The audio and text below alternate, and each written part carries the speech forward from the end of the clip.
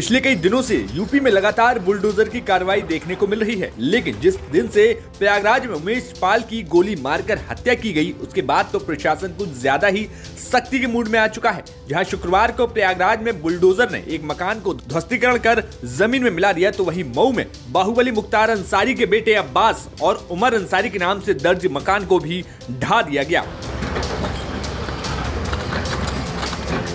ये कार्रवाई मऊ जनपद के थाना दक्षिण टोला क्षेत्र के जहांगीराबाद में देखने को मिली, जहां पर पूरे लाव लश्कर के साथ पुलिस विभाग पहुंचा हुआ था और तो और 2 बुलडोजर की मशीनें भी मंगवाई गई थीं और शाम तक मकान को जमींदोज कर दिया गया। बताया गया कि इस घर का नक्शा नहीं पास था और इसे अवैध जमीन पर बनाया गया था, लेकिन इस मकान को गिराए जाने से पहले मुख्तार के दोनों बेटों उमर और अब्बास ने हाईकोर्ट का दरवाजा भी खटखटाया था, लेकिन इलाहाबाद हाईकोर्ट ने दोनों भाइयों के द्वारा दाखिल की गई रिट पिटीशन को खारिज कर दिया, जिसके बाद इस मकान को गिरा दिया गया। इस मकान की बात करें तो ये 2 मंजिला मकान बताया गया है, जिसमें एक बेसमेंट की भी बात कही जा रही है। वहीं इस मकान की अनुमानित कीमत लगभग 80 लाख बताई गई है। दिन के समय जब सिटी मजिस्ट्रेट नीतीश कुमार मौके पर दल बल के साथ यहाँ पहुंचे तो लोगों की भीड़ लग गई। वहीं ध्वस्तीकरण की कार्रवाई से पहले हमने यहाँ मौजूद सिटी मजिस्ट्रेट नीतीश कुमार से बात की, तो सुनिए उन्होंने क्या कहा।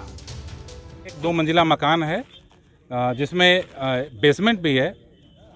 चूंकि ये किसी अन्य की जमीन पर मुख्तार अंसारी एवं उनके पुत्र उमर अंसारी, अब्बास अंसारी आदि के द्वारा बिना मानचित्र स्वीकृत कराए अवैधिक निर्माण किया गया था। परिणाम स्वरूप नियत प्राधिकारी द्वारा इस बिल्डिंग को अवैध मानते हुए इसको ध्वस्तीकरण का आदेश पारित किया गया।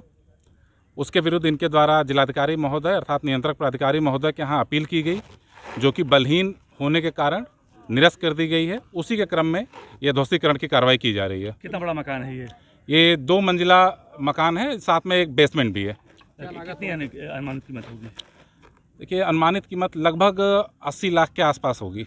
अभी कितने बुलडोजर आए हैं? कब से कार्रवाई शुरू होगी? बस कार्रवाई शुरू होने जा रही है। 2 जेसीबी यहाँ पर आप देख रहे हैं, पोकलैंड मशीन भी आ रही है और अन्य उपकरण भी आ रहा है। सारी सावधानियों के साथ में ये कार्रवाई शुरू की जाएगी। इसके पहले आपके अरेस्ट को हाईकोर्ट में चुनौती दी थी, क्या हुआ था उसमें?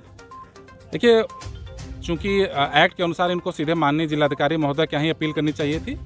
उसके बाद ये माननीय उच्च न्यायालय के में जाने के बाद में उनके निर्देशों के क्रम में इन्होंने फिर बाद में माननीय जिलाधिकारी महोदय के यहाँ अपील की, जो आज निरस्त हो गई। किस कारण से गिराया जा रहा है, क्या कमी है? ये बिल्डिंग जिस भूमि पर है वो भूमि उनके स्वामित्व की नहीं है, ये किसी अन्य व्यक्ति की है और चूँकि अन्य व्यक्ति की है तो इस पर विधिक रूप से मानचित्र भी पास होने का कोई प्रश्न नहीं उठता है। इस कारण ये बिल्डिंग अवैधिक होने के कारण ध्वस्त की जा रही है।